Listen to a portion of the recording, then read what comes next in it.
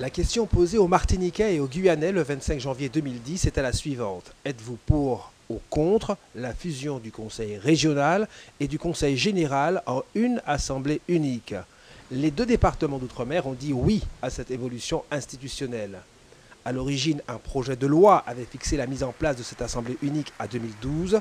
Que s'est-il passé en cours de route? Dans les couloirs du pouvoir, la polémique grandit entre députés et sénateurs ultramarins. Vous savez ce qui s'est passé par derrière et que par conséquent, en séance de l'Assemblée, à la dernière minute, un amendement a été proposé, pas par moi, pour faire en sorte que le délai soit prorogé encore de 2 ans en 2014. Donc je suis contre encore une nouvelle fois, si on veut prolonger comme cela se dessine, à 2015 ou 2016. Dans ce qu'Alfred Marie-Jeanne considère comme un cas de casus belli, un état de guerre, c'est l'actuel locataire du ministère des Outre-mer lui-même qui serait le coupable et partisan d'un éventuel report. Ce n'est pas d'opinion personnelle, simplement je constate un fait. L'élection sera probablement reportée à 2015.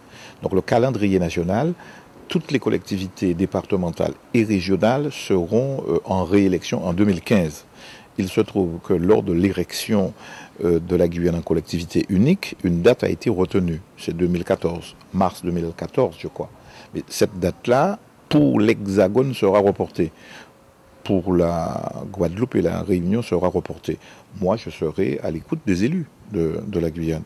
Municipale, sénatoriale, européenne, 2014, année d'élection en tout genre. Aux oubliettes, l'Assemblée unique pour dans 2 ans.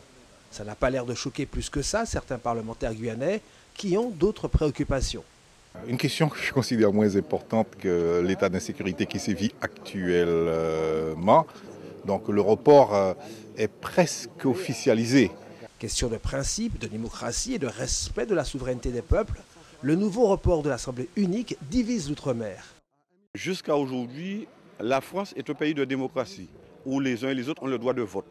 Les populations de Martinique ont voté pour que cette collectivité voie le jour en 2014. Je m'arrête là. Je suis un représentant de cette frange de la population. Donc aujourd'hui, je suis aux côtés de cette population-là pour faire en sorte que cette collectivité voie le jour en 2014.